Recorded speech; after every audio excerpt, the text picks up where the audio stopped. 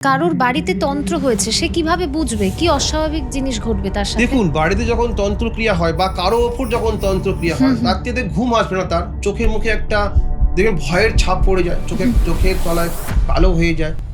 অনেক দেখবেন ট্রেনে, বাসে বড়, বড় হ্যাঁ। ব্যানার, ফ্লেক্সে দেখবেন লেখা থাকে ৩ মিনিট ৩ ঘন্টা বা ৩ দিনের বশীকরণ বা ৩ দিনে সব কাজ করে দেওয়া হবে। এটা সম্পূর্ণ ফুটিয়া কে? আচ্ছা, কারো জন্মছকে মাঙ্গলিক দোষ আছে, সে কিভাবে বুঝবে কি কি সমস্যা হতে পারে? দেখুন, আচ্ছা, জানেন কি প্রেত চালনা কিভাবে হয়? দেড়ফুটিয়া নাম শুনেছেন নিশ্চয়ই। কর্ণপিশাচিনী, এই সাধনাগুলো কিরকম হয়? এমনকি তান্ত্রিকের নিজের বুকের রক্ত দিয়ে সাধনা হয়। সবটাই আমরা ডিটেলসে জানবো এই পডকাস্টে।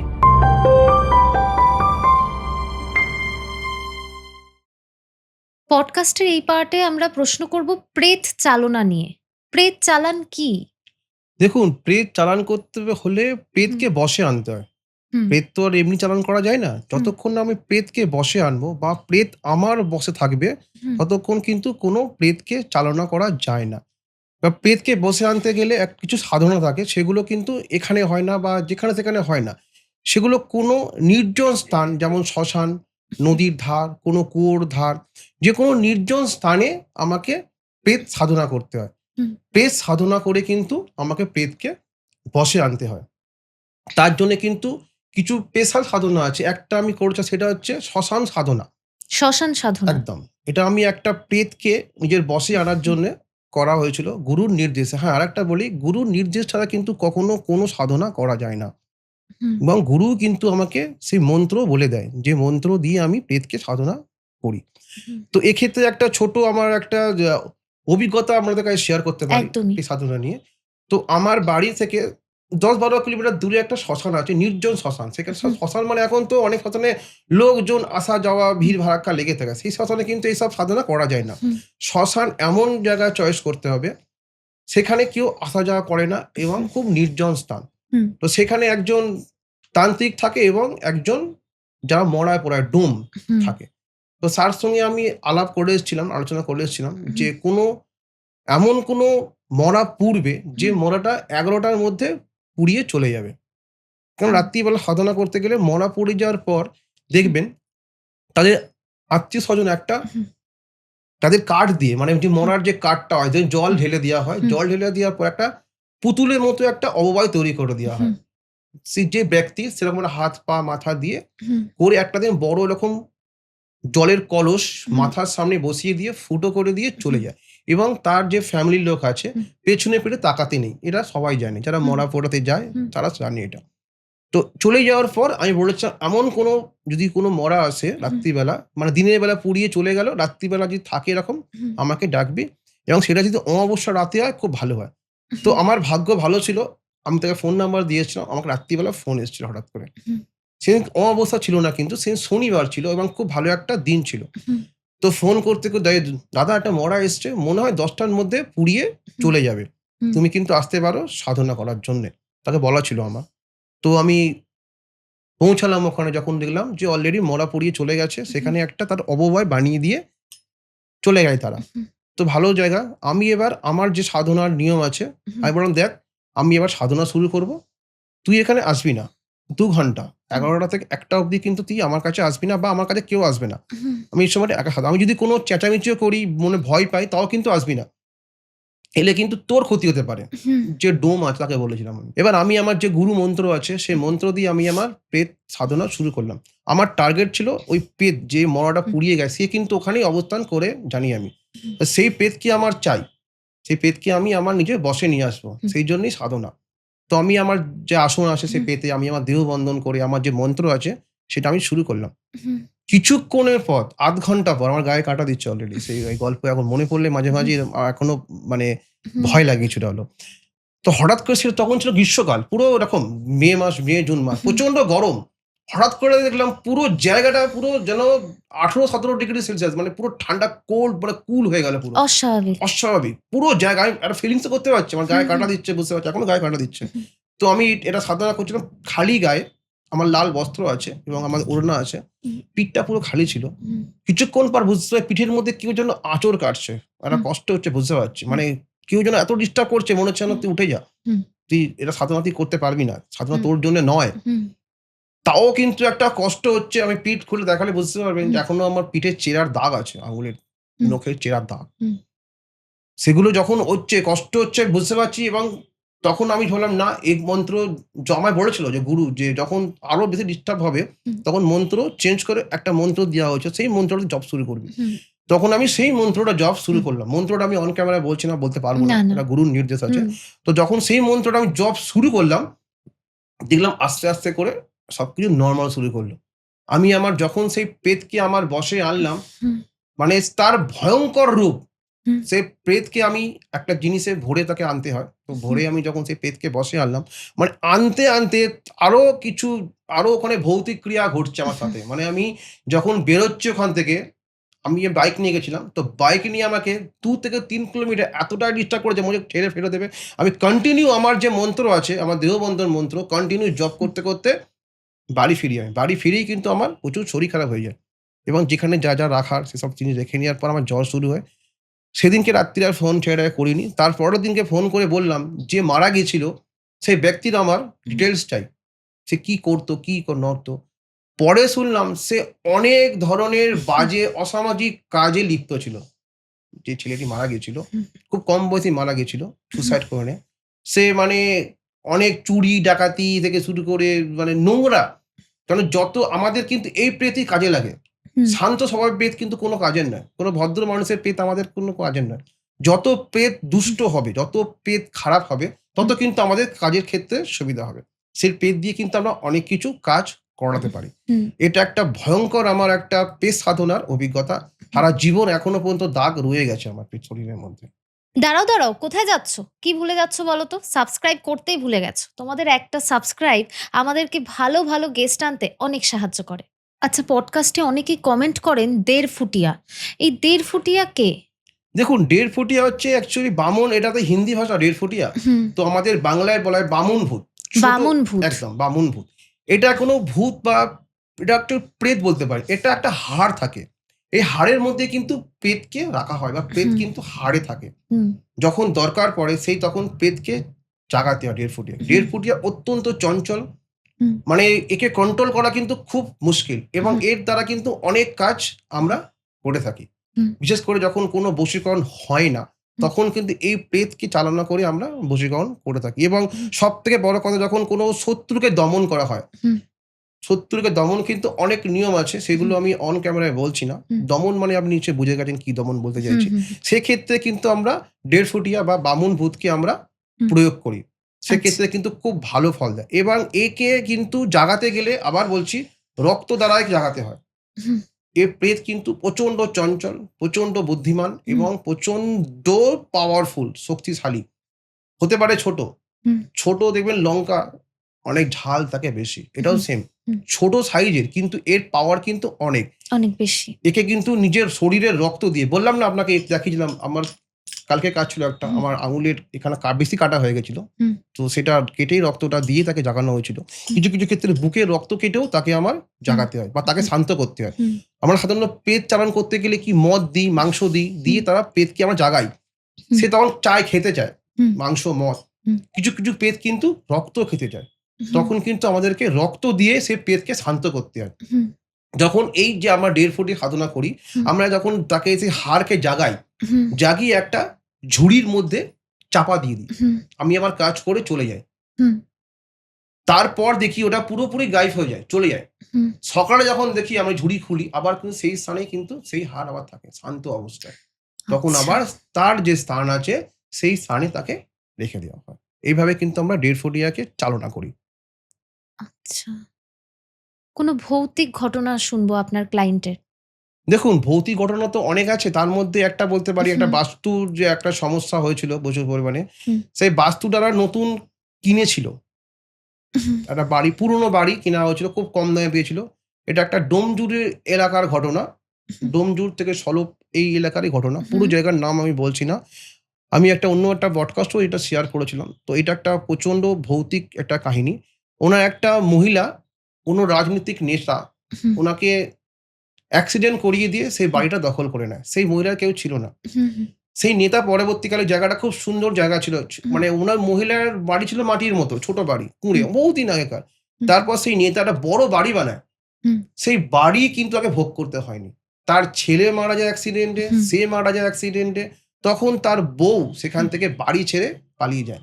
হুম, এতটাই ভয়ংকর, এতটাই উগ্র ছিলেন মানে ওই মহিলা। হুম, মানে ওই মহিলার একটা মানে আকর্ষণ ছিল ওই বাড়ির প্রতি, ওই জায়গার প্রতি। হুম, উনি বলেছিলেন যে, "আমি এখানেই থাকবো, এখানেই মরবো। হুম, আমাকে এখানেই ছেড়ে দাও। আমার জায়গা নিও না।" হুম। সে কান্নাকাটি করছে। কিন্তু তাকে লরি চাপা দিয়ে মেরে দেয়া হয়। এ বাবা! তো সেই যে তার শরীরের একটা আকর্ষণ, তার নজর দোষ যাকে বলে, সেই হুম, বাস্তুর প্রতি একটা তার একটা ভয়ংকর নজর ছিল। হুম, তাকে কাউকে সে দেব না ভোগ করতে, এরকম ধরনের একটা ব্যাপার। হুম, তারপর যারা বাড়িটা কিনেছিল, ৩ ভাই বাড়ি হুম, কিনেছিল। তার মধ্যে ২ ভাই মারা যায়। হুম, তারপর তাদের ওয়াইফ আমার সাথে যোগাযোগ করে। হুম, তারপর আমি যেয়ে সেই বাড়ি হুম, দেখলাম, পাশে কুয়ো আছে এবং হচ্ছে ঈশান কোণে বাথরুম ছিল বাইরে একটা, সেটা একটা প্রবলেম ছিল। সেটা সলভ করেছিলাম। হুম, সেই কুয়োর মধ্যে সে বসবাস করত। সেই কুয়োটাকে বোজানো হয়েছিল। হুম, ঘরের রং চেঞ্জ করা হয়েছিল। কিছু, কিছু রং কিন্তু দেখবেন হুম, নেগেটিভ কিন্তু মানসিকতা দেয়। ঘরের রং। আপনি মনে করেন বেডরুমের মধ্যে, পুরো বেডরুমের মধ্যে মরার কঙ্কালের ছবি এঁকে ঘুমোন দেখি তো আমি। কেমন ঘুমোতে পারেন দেখবো আমি। হুম, আপনার বেডরুমের গোটাটার মধ্যে মরার মাথার কঙ্কাল-টঙ্কাল এঁকে এভাবে একটা ভৌতিক এঁকে ঘুমান আপনি। ৩ হুম, রাত ঘুমোতে পারবেন না আপনি। আপনার মধ্যে একটা মানসিক সমস্যা সৃষ্টি করবে। হুম, তা ঘরের রং, বেডরুমের রং এমন করবেন হালকা গোলাপি বা হালকা কিছু কালার। হুম, তাহলে কি মানসিক শান্তি আসবে, দেখবেন ঘুম আসবে। হুম, উগ্র ধরনের কালার ঘরের মধ্যে করলেও কিন্তু বাস্তুর সমস্যা আসে। সেক্ষেত্রে কিন্তু এটা ওই বাড়িতে ছিল, কিছু রং ছিল হুম, ভুলভাল। সেই রং ঠিক করা হয়েছিল হুম, এবং কিছু হোমযজ্ঞ করে তারপর সেই যে তার আত্মার যে পিণ্ডদান হয়নি হুম, এবং তার খাদ্য শান্তিও করা হয়নি। হুম, কেউ করেনি। তোমার কেউ ছিল না। বলছিলাম ১ম এই আমি। হুম, তো সেইটা তার খাদ্য শান্তি করা হয়েছিল এবং তার পিণ্ডদানও করা হয়েছিল। তারপর থেকে সে বাড়িটা এখন যারা থাকে, ভালো আছে এবং আমার সঙ্গে এখনো তাদের যোগাযোগ আছে। এটা একটা অভিজ্ঞতা বলতে পারেন। এখন বেশিরভাগ পরিবারেই অশান্তি খুব বেশি। অনেককেই দেখা যায় যে পাশের বাড়ির যে প্রতিবেশী সে তার পাশের বাড়ি কোনো ক্ষতি করেছে। হুম, হুম। মানে মাটিতে কিছু পুঁতে হুম, রেখেছে হুম, বা হুম। এমন কিছু পাওয়া গেছে। হুম, হুম, হুম। তো সেক্ষেত্রে কি হয়? দেখুন এইগুলো হচ্ছে বাস্তু প্রবলেম তৈরি করে দেয়া হয়। হুম, মনে করুন কোন স্বামী-স্ত্রী খুব ভালো আছে, তাদের খুব উন্নতি হচ্ছে, তারা খাচ্ছে হুম, যাচ্ছে, আনন্দে ঘুরতে যাচ্ছে, বেড়াতে যাচ্ছে। হুম। পাশের বাড়ি বলো বা তাদের আত্মীয় এগুলো কিন্তু নিজের লোকেরা বেশি করে। জেলাসি থেকে। জেলাসি থেকে মানে এগুলো কি করে বলুন তো? অ্যাকচুয়ালি দেখবেন কালো বেড়ালের হাড় যদি পুঁতে দেয়া হয়, কালো বিড়ালের হাড়। একদম পেঁচার হাড় পুঁতে দেয়া হয়। কালো বেড়ালের লোমও কিছু ক্রিয়া আছে, সেই হুম, ক্রিয়া করে যে ছড়িয়ে দেয়া হয়, হুম, সেক্ষেত্রে কিন্তু ঘরের মধ্যে ভয়ংকর অশান্তি শুরু হয় স্বামী-স্ত্রীর মধ্যে। হুম, মানে কেউ কাউকে সহ্য করতে পারবে না। হুম, অশান্তি হলে কিন্তু দেখবেন ব্যবসা ও বাণিজ্য সব নষ্ট হয়ে যায়। হুম, হুম, হুম, সংসারে সুখ থাকে না। ছেলে-মেয়ের মধ্যেও কিন্তু এফেক্ট পড়ে। এগুলো হুম, ইচ্ছা করে, করে দেয়া হয়। হুম, কিছু, কিছু ক্রিয়া আছে যেগুলো যারা ঘটাতে পারে না, সোর্সে আছে। হুম, সেই সোর্সে যদি কিছু তান্ত্রিক ক্রিয়া মানে কিছু মানে আপনার হচ্ছে কোনো প্রাণীর রক্ত আছে, হুম, বিভিন্ন ধরনের প্রাণীর রক্ত আছে, রক্ত মিশিয়ে সেই হুম, সোর্সে যদি গোটা শরীরে, গোটা বাড়ির চারিদিকে ছড়িয়ে দেয়া হয়, হুম, সেক্ষেত্রে কিন্তু বাড়িতে অশান্তি শুরু হয়ে যায়। সেগুলো আমরা যে ঠিক করি যখন হুম। বুঝতে পারি যে হ্যাঁ, এই বাড়ির মধ্যে কিছু ক্রিয়া করা হয়েছে। তো আচ্ছা। যখন নেগেটিভ ক্রিয়া আছে তখন পজিটিভ ক্রিয়া তো আছে। আমরা সাধারণত হুম, ক্ষতির কাজ খুব একটা আমি করি না। হুম, মানুষের উপকার করতেই বেশি পছন্দ করি এবং হুম, উপকার করলে আমি আশীর্বাদও পাই। এটা আমার পক্ষে একটা ভীষণ হুম, পাওনা বলতে পারেন। যখন মানুষ হাসে, হেসে যখন হুম, বলে যে, "গুরুজি আমার কাজ হয়ে গেছে বা আমি ভালো আছি।" হুম, এর থেকে আমার মনে হয় না সুখ কিছুতে আছে। আমার পক্ষে, আমার জন্যে বলছি এটা। হুম, আমি অন্য কারো বলছি না। এটা তো সেটা বড় পাওনা। তো ক্ষতির কাজের জন্যও কিন্তু অনেকে আসে, ক্ষতি করে দেওয়ার জন্যে। হুম। কিন্তু সে কাজ সাধারণত আমি করি না। যখন বুঝে শুনে আমি কাজে হাত দিই। আচ্ছা, কারোর বাড়িতে তন্ত্র হয়েছে, সে কিভাবে বুঝবে? কি অস্বাভাবিক জিনিস ঘটবে তার সাথে? দেখুন, বাড়িতে যখন তন্ত্রক্রিয়া হয় বা কারো ওপর যখন তন্ত্রক্রিয়া হুম, হয়, হুম, রাত্রিতে ঘুম আসবে না তার। চোখে মুখে একটা দেখবেন ভয়ের ছাপ পড়ে যায়। হুম, চোখের তলায় কালো হয়ে যায়। আস্তে, আস্তে রোগা হয়ে যায়। হুম, খাবারে তার ইন্টারেস্ট থাকে না এবং তার স্বভাব খিটখিটে মেজাজ হয়ে যায়। যদি হুম, কারো উপর তন্ত্রক্রিয়া হয় বা কারো উপরে থাকে তন্ত্রক্রিয়া হুম, এবং সে দেখবে যখন একা থাকবে মনে হয় যেন তাকে কেউ ফলো করছে। হুম, অথচ কিন্তু তাকে কেউ ফলো করছে না। বাট তার মনে হচ্ছে যেন কেউ তাকে ফলো করছে। হুম, সবথেকে বড় অস্বাভাবিক একটা গন্ধ নাকের মধ্যে আসে। পচা গন্ধ। তখন বুঝতে হবে যে আমার বাড়ির ওপর বা আমার ওপর তন্ত্রক্রিয়া করা হয়। যদি বারবার এই জিনিসটা একবার হতেই পারে। হুম, পচা গন্ধ নাকে আসতেই পারে বা অনেক সময় দেখবেন অনেকে আসে বাড়ি। কিন্তু যখন বারবার দেখে যে কোনো কিছু নেই, আমার আশেপাশে কোথাও কোনো পচা জিনিস নেই, হুম, তাও কিন্তু আমার নাকের মধ্যে পচা গন্ধ আসছে। হুম, তাহলে বুঝতে হবে কিছু একটা আমার আশেপাশে হুম, আমার বাড়ির মধ্যে হুম। অবস্থান করছে। সেটা কিন্তু ঠিক করতে হয়, নাহলে কিন্তু সে কিন্তু চরম থেকে চরম ক্ষতি করে দিতে পারে। হুম। আচ্ছা, তন্ত্রে বলি কেউ কারোর কার্যসিদ্ধির জন্য কারোর বলি দিচ্ছে, তো হুম। সেটা কিভাবে কাজ করে? দেখুন, অনেক ক্ষেত্রে অনেক দেবী আছে তারা বলি চায়। হুম। উগ্র দেবী, যেমন সেসব উগ্র দেবীরা বলি চায়। যেমন পাঠা বলি দেয় অনেকে, মুরগি হুম, বলি দিয়ে হুম, অনেক কাজ করে। মনুষ্য বলি তো আর এখন বন্ধ, এখন আর কেউ করে হুম, না। সেটা আমার পক্ষে কোনো আমার আইডিয়া নেই, আমার জানা হুম, নেই। তো আমরা তারাপীঠে গিয়ে অনেক সময় ছাগল বলি দিই। অনেকের হুম, মানসিক করে অনেকে যে, হুম, হুম, মা আমি আমি এই কাজটা পূর্ণ হয়ে গেলে আমি হুম, বলি দেব। হুম, তো অনেকে সেক্ষেত্রেও বলি দেয়। তো সব দেবী যে সব দেবীর কাজের জন্যে বলি লাগে এমন কোনো ব্যাপার না। কিছু উগ্র দেবীর জন্যে বলি লাগে, রক্ত লাগে। সেটা হুম, আমরাও কাজ করি। বিশেষ করে আমি কিছু, কিছু কাজ মুরগি বলির মারফতে করা হয়। ষাঁড়া হুম, মুরগি থাকে, মানে হুম, হুম, পোল্ট্রি মুরগি না, ষাঁড়া হুম, হুম। মুরগি, দেশি মুরগি। আচ্ছা। সে মুরগির বলি দিয়ে তার মুন্ডু থেকে যে রক্ত বেরোয়, সেই হুম, রক্ত বললাম না প্রেত চালানের ক্ষেত্রে হুম, কিছু, কিছু কাজে লাগে এবং কিছু উগ্র দেবীকে আমাদের সাধনা করতে গেলেও রক্ত লাগে। হুম। ধরুন আমরা রাস্তা দিয়ে হাঁটছি, বেশিরভাগ ক্ষেত্রে দেখা যায় চৌরাস্তার মোড়ে লেবু লঙ্কা ফেলে দিয়েছে। হুম, তো হুম, সেটা কেউ পাড়িয়ে দিল। হুম, তার হুম, মনের মধ্যে তো ভয়, এইবার আমার মধ্যে বোধহয় কিছু একটা হয়ে গেল। হুম, হুম। ওই সময় সে কি করবে? দেখুন, ওক্ষেত্রে অনেক ক্ষেত্রে অ্যাকচুয়ালি ওগুলো ডিঙোনো উচিত না। যখন চৌমাথার মোড়ে দেখবেন লেবু হুম, আছে বা লঙ্কা আছে হুম, বা ফুল পড়ে আছে, হুম, হুম, এগুলো হুম, সাধারণত আমি সবাইকেই বলি যে আপনাদের যে হুম, দর্শক আছে তাদেরকেও বলব যে এগুলো ডিঙোবেন না বা পা দেবেন না। এড়িয়ে চলবেন। যদি হুম, ডিঙিয়ে ফেলেন বা ছুঁয়ে ফেলেন, তো ১ম এ আপনাকে বাড়িতে স্নান করতে হবে, গঙ্গা জল ছিটিয়ে নিতে হবে। হুম, যদি বোঝেন তারপরেও যদি বোঝেন যে কিছু প্রবলেম হচ্ছে না, তাহলে মিটে গেল ঝামেলা। হুম, এবার সবার ক্ষেত্রে যে লেগে যাবে এমন কিছু ব্যাপার হুম, না। এটা হচ্ছে অ্যাস্ট্রোলজির দিকে যেতে গেলে কারো যদি লগ্নপতি বা রাশিপতি হুম, পাওয়ারফুল থাকে, হুম, মেষ রাশি, সিংহ রাশি, হুম, এদের রাশি কিন্তু খুব একটা এফেক্ট হয় না। তো হুম, সেক্ষেত্রে এদের কোনো সমস্যা হয় না। বিশেষ করে জল রাশি, কর্কট রাশি, হুম, বৃশ্চিক রাশি, হুম, মীন রাশি, এদের কিন্তু খুব তাড়াতাড়ি তন্ত্র কাজে লেগে যায়। কারণ এরা জল রাশি, জলের হুম, মতো। এদের মনও কিন্তু জলের মতো। হুম, তো এদেরকে বেশ তাড়াতাড়ি এফেক্টেড হয়ে যায়। আচ্ছা, ঠিক আছে? এরা বুঝতে পারে কিছু, কিছু ক্ষেত্রে যে আমার উপর কিছু অন্তর্ক্রিয়া করা হয়। তো আচ্ছা, জল রাশি যারা, হুম, তারা একটু সাবধানে থাকা দরকার। অগ্নি রাশি যেমন, হুম, আপনার হচ্ছে মেষ রাশি, সিংহ রাশি, ধনু আচ্ছা। রাশি, এদের তাহলে কিন্তু খুব একটা ভৌতিক করে হয় না। ক্রিয়া যখন হয় এগুলো বোঝার ক্ষমতা এই জলরাশিদের থাকে। একদম, একদম। আর মকর, কুম্ভ রাশিও বুঝতে পারে। তুলা রাশিও তো তুলা বুঝতে রাশিও পারে। বুঝতে পারে, একদম। তুলা রাশিও বুঝতে পারে। যে ওরা ভৌতিক ক্রিয়া বুঝতে পারে বা হুম, ফিল করতে পারে। হুম, এরা দেখাও দেয়। সবথেকে বড় কথা, কর্কট রাশি দেখতে পায়। হুম, মকর রাশি, মকর, কুম্ভ হচ্ছে শনির রাশি। হুম, তো তারাও দেখতে পায় অনেক ভৌতিক ক্রিয়া। তারা বলতে পারবে। তারা যদি মানে আচ্ছা। জেনে থাকে, তারা কমেন্ট করলেও বুঝতে পারবেন যে হ্যাঁ, তারা কিছু বুঝেছে বা ফিল করেছে। বিভিন্ন পিশাচ থাকেন। তো পিশাচ কারা? দেখুন, পিশাচ হচ্ছে যেসব আত্মারা, যেসব আত্মা, হুম, অশুভ আত্মা, হুম, তারাই সাধারণত পিশাচ তৈরি হয়ে যায়। হুম, শুভ আত্মা বা যারা ভালো মানুষ, তারা মরার পথে পিশাচ হয় না? যেসব দেখবেন মানুষ সুসাইড করে নেয়, হুম, যেসব মানুষ খুব বাজে কাজ করে, সেসব যারা মারা যাওয়ার পর সেসব আত্মারা কিন্তু পিশাচ তৈরি হয়। এবার দেখুন, পিশাচ অনেক ধরনের আছে। তার মধ্যে একটা সবাই জানে, কর্ণ পিশাচিনী বা কর্ণ পিশাচ। কর্ণপিশাচিনী। তো পুরুষ সাধনা করলে কর্ণ পিশাচিনী সাধনা করে, হুম, আর মহিলা সাধনা করলে কর্ণ পিশাচ সাধনা করে। আচ্ছা, কর্ণপিশাচও হয়? হ্যাঁ, কর্ণ পিশাচ হয়, কর্ণ পিশাচিনী হয়। একটা হুম, পুরুষ, একটা মহিলা। মহিলা। এবার দেখুন, কর্ণ পিশাচিনী সাধনা কিন্তু খুব একটা ভয়ানক সাধনা হুম, এবং খুব নোংরা সাধনা যাকে বলে।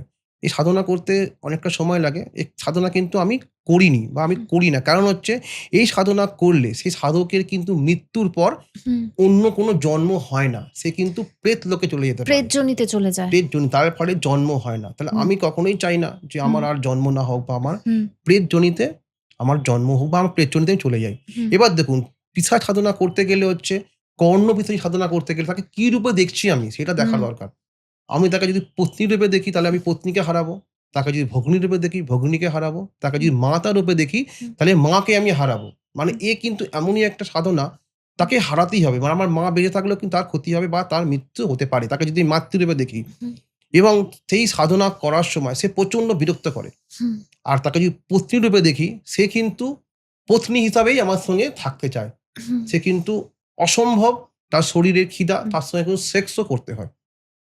হুম, তাকে যদি পত্নী রূপে আমি সাধনা করি তো, এবং আমার যদি বিয়ে হয়ে থাকে, হুম, আমার পত্নীর কিন্তু মৃত্যু হতে মৃত্যু পারে। হবে। সে কখনো চাইবে না তার কোনো পত্নী থাক। সে যেহেতু আমার পত্নী, হুম, এবং তাকে কন্ট্রোল করতে হলে তার সঙ্গে সেক্স করতে হয় কন্টিনিউ। এমন একটা হুম, পর্যায়ে চলে যায়, সাধকের কিন্তু মৃত্যু হয়ে যায়।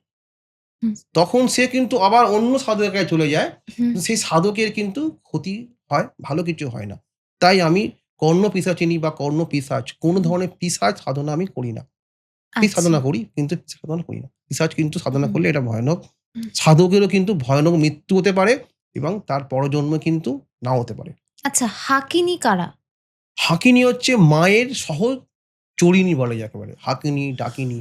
দশম মোহবিদ্যা ১০ টা দেবী আছে আমাদের বামাচার হুম। যে দশম মোহবিদ্যা আছে কালী, তারা, হুম। বগলা, ছিন্নমস্তা, কমলা, মাতঙ্গী। এই যে এদের যে ৬৪ খানা সহচরী আছে সহচরী। একদম। এদেরকেই বলে ডাকিনী বা হাকিনী। হুম। এদেরও কিন্তু সাধনা করা যায়। এরা কিন্তু ঠিক প্রেত নয়। এরা দেবীর সহচরিণী হুম। বা দেবীর সহচর। যখন আমরা সাধনা করি, হুম। দেবীকে তো ১ম এই পাওয়া যায় না বা হুম। আমাদের সাধনা করতে যে সিদ্ধি লাভ হয়। হুম। তো এই যে সহচরিণীরা হুম। আমাদের প্রচুর ডিস্টার্ব করে। আমাকেও ডিস্টার্ব করেছে। হুম। যখন আমি তারা, কালী হুম। আমাদের যে বীজ মন্ত্র আছে, হুম। সেই বীজ মন্ত্রগুলো ১,২৫,০০০ বার করে জপ করতে হয়। হুম। জপ করার পর কিন্তু সেই মন্ত্রগুলো সিদ্ধি লাভ হয়। হুম। আমাদেরও সিদ্ধি লাভ করতে গেলে ১০ খানা দেবীরই হুম। বীজ যে মন্ত্র আছে, সেই বীজ মন্ত্র ১,২৫,০০০ বার করে জপ করার পরেই সিদ্ধি লাভ করেছি।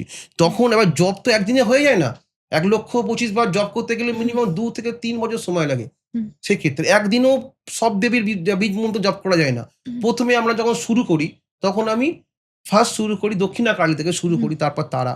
তো ১ম এ যখন একটা মানুষ জিমে যায়, জিম করতে গিয়ে ১ম এ কি ওয়েট তোলে? লোহা তো না। তোলে না। তাদের ফ্রি হ্যান্ড ব্যায়াম দেয়া হয়। হুম। ফ্রি হ্যান্ড ব্যায়াম করতে সে শরীরের পাওয়ার তৈরি হয়, তখন থেকে লোহা তোলে, ওয়েট হুম। তোলে। তারপর তার ভালো বডি হয়। সেম ১ম এ হচ্ছে কালী, তারপর তারা, হুম। তারপর ষোড়শী আছে। এর পর করে একেকটা দেবীর বিদ্যা একেকটা দেবীর বীজ মন্ত্র আছে। হুম। সবথেকে ভয়ানক আছে হচ্ছে ধূমাবতী, নাম শুনবেন। হুম। ধূমাবতীর বীজ মন্ত্র জপ করার সময় প্রচন্ড ডিস্টার্ব হয়। তার যে সহচরীরা আছে হুম। ডিস্টার্ব করে প্রচন্ড। মানে সে চায় না আমি সিদ্ধি লাভ করতে পারি। হুম। এবং সে আমাকে পরীক্ষা করে দেখে যে আদৌ একে সিদ্ধি লাভ করলে এ কি ভালো লোকের উপকার করবে না অপকার করবে? হুম। সেটাও সে পরীক্ষা নেয়। আগেকার যুগে দেখুন ধ্যান করতে গেলে হুম। অনেক সময় দেখবেন অনেকে ডিস্টার্ব করত। সামনে কেউ নৃত্য করছে হ্যাঁ, দেখবেন, হ্যাঁ, অপ্সরারা। সাপ আসছে, কখনো বাঘ আসছে। হুম। এগুলো আমরা আগেকার যুগে দেখেছি। তো হুম। এইটাই একই জিনিস। এখন তো বাঘ সিংহ আছে না? যখন হুম। এগুলো হচ্ছে দেখবেন কিছু ক্ষেত্রে অনেক সময় দেখবেন যখন জব করছি কানের কাছে কিছু আওয়াজ হচ্ছে, উঠে যা, চলে যা, হুম। ভয় দেখানো হয়। হুম। যখন আমরা শ্মশানে সাধনা করি, কোনো জঙ্গলে সাধনা করি, তখন কিন্তু এগুলো অদ্ভুত ধরনের আওয়াজ কানে আসে। প্রচন্ড সে আওয়াজ, মানে তীব্র আওয়াজ, মানে চি টাইপের আওয়াজ কানে আসে। হুম। মানে এতটাই তীব্র মনে হয় যেন আমি কানের যে ভেতরে পর্দা আছে ফেটে হুম। যাবে। এমনও আমার অভিজ্ঞতা আছে এসব। আচ্ছা। কবচ নিয়ে কথা বলব। বগলামুখী কবচ কতটা স্ট্রং, এফেক্টিভ? কারণ অনেক রাজনৈতিক নেতাদের পড়তে শুনেছি। হুম, হুম, তারা হুম। ব্যবহার করেন। কেন? দেখুন, বগলামুখী কবচ হচ্ছে এমন একটা শত্রু দমনের ক্ষেত্রে আমরা বগলামুখীকে ইউজ করি। হুম। বা বগলামুখীর আমরা মন্ত্র আছে বিভিন্ন ধরনের শত্রু দমন। হুম। অনেক ক্ষেত্রে কি হয় মাঙ্গলিক যারা থাকে হুম। তাদেরকেও আমরা বগলামুখী হুম। কবচ দিয়ে থাকি। মাঙ্গলিকের ক্ষেত্রেও বগলামুখী কবচ দিলে মঙ্গলকে হুম। সঠিক পথে চালনা করা যায়। হুম। মঙ্গল তো সাংসারিক জীবন দেখে বা আমরা যখন মঙ্গলের অবস্থান দেখি আমরা হুম। মাঙ্গলিক দোষকে আমরা বুঝতে পারি যে মাঙ্গলিক দোষ আছে। হুম। তো বগলামুখী কবচ দেওয়া হয় শত্রুকে দমন করার জন্য। যখন আপনি একটা বগলামুখী কবচ পড়বেন, আপনার হুম। মধ্যে কি মা বগলামুখীর পাওয়ার চলে আসবে। চলে আস। তো আপনাকে তখন শত্রুরা চোখ তুলে তাকাতে পারবে না। হুম। ক্ষতি দূরের কথা, অনেক দূরের কথা। বা আপনি যদি মনে করেন যে বগলামুখী কবচ আমার বানানোর ক্ষমতা নাই, হুম। বগলামুখীর বীজ মন্ত্র যদি আপনি জপ করে যান, হুম। আপনার সমস্ত শত্রু ধ্বংস হয়ে যাবে। কিন্তু গুরু ছাড়া কি বীজ মন্ত্র জপ করা যায়? অবশ্যই যায় না। সেটার জন্য অবশ্যই গুরুকে তোমার চুজ করতে হয় ১ নম্বর। আমরা দীক্ষা নিতে হয়। দীক্ষা না দীক্ষা ছাড়া নিতে হয়। কিন্তু কোনো বীজ মন্ত্রই জপ করা যায় না। তো দীক্ষা নিতেই হবে। হুম। দীক্ষা নেওয়ার পরই এবং গুরু যে বীজ মন্ত্র দেবে, সিদ্ধ মন্ত্র দেবে সেটাই জপ করা যায়। আপনি YouTube থেকে বা কোনো Facebook থেকে মন্ত্র জোগাড় করলেন আর জপ শুরু করে দিলেন বিনা হুম। গুরুর পারমিশনে বা গুরু হুম। ছাড়া, সেটা কিন্তু কোনো কাজের নয়। সেটা বেকার সময় নষ্ট করা হবে। আচ্ছা। আচ্ছা, আপনি বলছিলেন অনেক সাধককে বা তান্ত্রিককেও নিজের রক্ত দিয়েও অনেক সাধনা করতে হয়। সেটা কিরকম? এগুলো সাধারণত প্রেত চালান করতেই আমাদের রক্ত দিতে হয়। বললাম না হুম। একটু আগে বলেছিলাম যে হুম। কিছু প্রেত রক্ত চায়। হুম। কিছু প্রেত যখন মাংস মদেও তাদের সন্তুষ্ট আসে না, হুম। সে চায় না কাজ করতে, তখন তাকে রক্ত দিয়ে সন্তুষ্ট করতে হয়। হুম। সেক্ষেত্রে সাধকের রক্ত লাগে, হুম। সাধকের বুকের রক্ত বা হুম। তর্জনী আঙুলের কেটে একটুখানি কেটে হুম। সেই রক্ত হুম। তাকে দিতে হয়। তখন দিলে শান্ত হয়। তখন সে আমার কথা শোনে, হুম। আমার কথায় চালনা হয়। আমার কথা শুনে সে তার মতো কাজ করে দিয়ে আসে। যখন অনেক দূরের কাজ হয়, হুম। যখন কিছু আমরা পেট চালনা করি। মনে করুন কোনো দূরে কোনো মহিলা আছে, হুম। তাকে বশীকরণ করতে হবে। স্বামী-স্ত্রীর সম্পর্ক আছে, ভালো সম্পর্ক। সে এখন আলাদা হয়ে গেছে। তখন আমরা পেট চালনার মারফতে হুম। এগুলো বশীকরণ করে থাকি। কেননা সেখানে তো আমি যেতে পারব না। হুম। আর সেখানে তার স্বামীও কিন্তু তার বউয়ের কাছে পৌঁছতে পারবে না। হুম। সবথেকে ভালো কিন্তু খাওয়ালে বশীকরণ হয়। কিন্তু সবসময় তো সব জায়গায় সেই হুম। পজিশন থাকে না। খাওয়াতে পারে আচ্ছা। না। তো সেক্ষেত্রে আমরা তখন পেট চালনার মারফতে এই বশীকরণের কাজগুলো করে থাকি। কিংবা আচ্ছা। শত্রু দমনের ক্ষেত্রেও কিন্তু পেট চালনা করা হয়।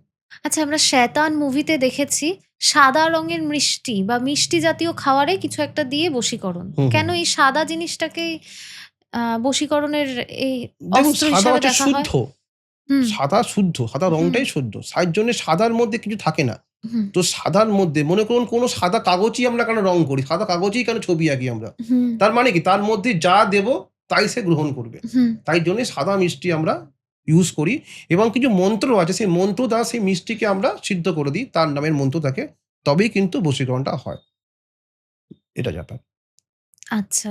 বর্তমান যুগে তান্ত্রিক বা সাধকদের কি বার্তা দেবেন? দেখুন এটা হচ্ছে সবথেকে বড় কথা অনেক দেখবেন ট্রেনে, বাসে বড় হ্যাঁ। ব্যানার, ফ্লেক্সে দেখবেন লেখা থাকে হুম, হুম, ৩ মিনিট ৩ ঘন্টা বা হুম, ৩ দিনের বশীকরণ বা ৩ দিনে সব কাজ করে দেওয়া হবে। হুম, হুম, এটা সম্পূর্ণ মিথ্যা কথা। হুম, ৩ মিনিট ৩ ঘন্টায় ৩ দিনে কোনো কাজ হয় না। হুম। এই কাজ কিন্তু করতে গেলে সময় সাপেক্ষ, সময় লাগে। ২১ দিন কিছু ক্ষেত্রে ৩১ দিন পর্যন্ত লাগতে পারে। কিছু আচ্ছা। গ্রহের কিন্তু পজিশন থাকলে হুম, সেক্ষেত্রে কিন্তু সময় লাগে। এমনও হুম, আমার কাছে ক্লায়েন্ট আছে ৩ মাস পর তার কাজ হয়ে গেছে। হুম। সে ফোন করে দাদা কাজ হয়ে গেছে। অতএব এটা হচ্ছে কিছু ক্ষেত্রে গ্রহের পজিশন যখন তার ভালো স্ট্রংলি তখন যার গ্রহের দশা চলে, শনি বা মঙ্গল বা রাহু ভালো মনে করুন তার পজিশন আছে। সে গ্রহে দশা চলছে। হুম, মনে করুন আপনার কোনো স্ট্রং কোনো গ্রহের এখন দশা চলছে। হুম, হুম। আপনার উপর তন্ত্রক্রিয়া করলাম। তাহলে কি হলো? আপনার উপর এফেক্টটা কম আসবে। যেহেতু আপনার আচ্ছা। গ্রহ আপনার বলবান, আপনার গ্রহ আপনাকে মানে আপনার একটা হুম, বাঁচাচ্ছে বা আপনাকে হেল্প করছে। এটা হুম, হতে পারে। সেক্ষেত্রে সময় লাগতে পারে। ৩ মিনিট ৩ ঘন্টা ৩ দিনে কোনো কাজ কখনোই হয় না। হুম।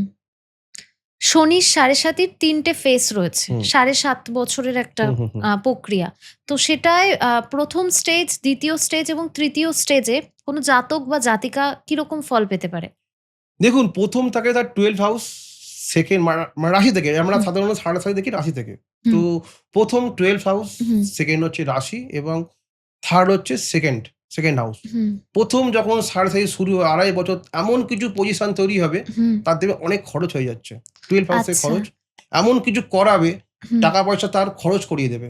এখন মেষ রাশি চলছে ফার্স্ট একদম। স্টেজ। ফার্স্ট স্টেজ, ঠিক আছে? মানে তার হচ্ছে খরচ করিয়ে দেবে। হুম, তারপর তখন তার রাশির মধ্যে মানে তার মনের মধ্যে হুম, তাকে যখন তার খরচ হয়ে যাবে, হুম, তখন তার ডিপ্রেশন আসবে একটা। হুম, যে আমার এত খরচ হয়ে গেল বা এমন কিছু সমস্যা হয়ে গেল। হুম, হুম, তখন তাকে মানসিক দিক দিয়ে প্রচন্ড ভেঙে দেবে। হুম, ভেঙে তাকে ভোগাবে।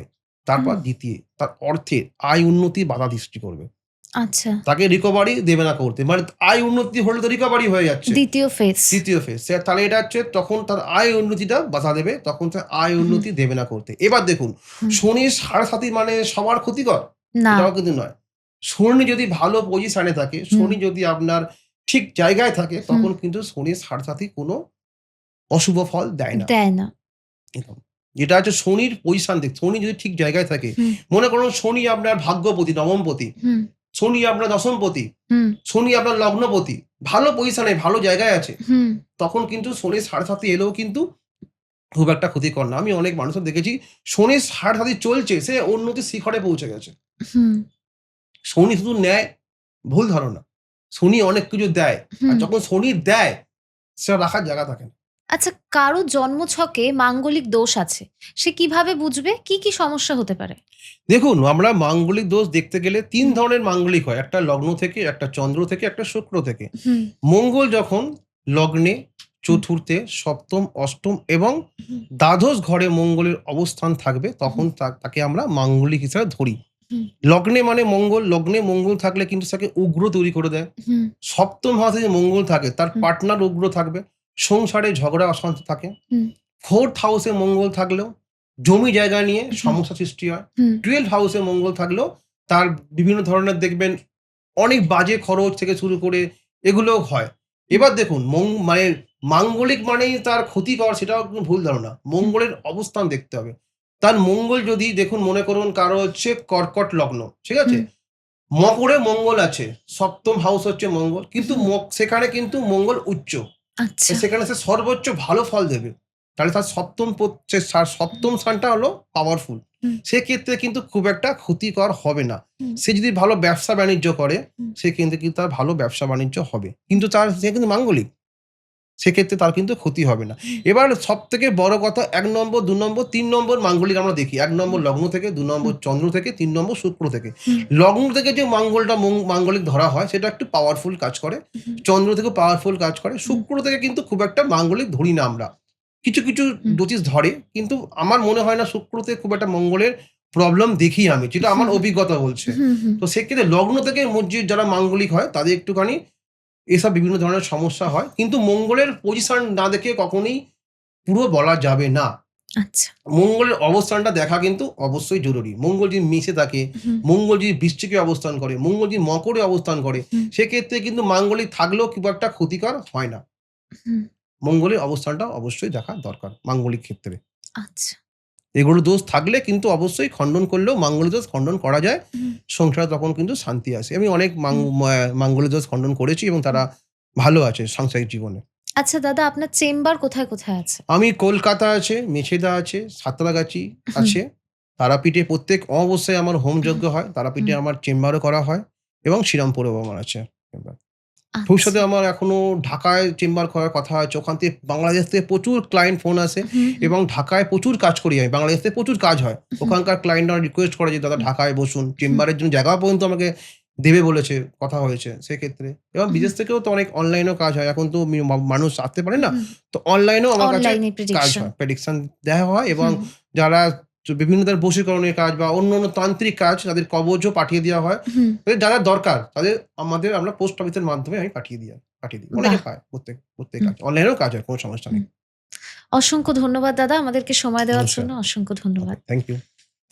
পডকাস্টের এই পার্ট এখানেই শেষ হচ্ছে। তবে তোমরা আগামী দিনে কোন টপিকের ওপর পডকাস্ট দেখতে চাও সেটা নিচে কমেন্টে প্রীতিকে জানিয়ে যাও। গেস্টের সাথে যোগাযোগ করতে হলে বা কোনো বিষয় প্রীতির সাথে যোগাযোগ করতে হলে নিচে দেওয়া নাম্বারে কল বা হোয়াটসঅ্যাপ করতেই পারো।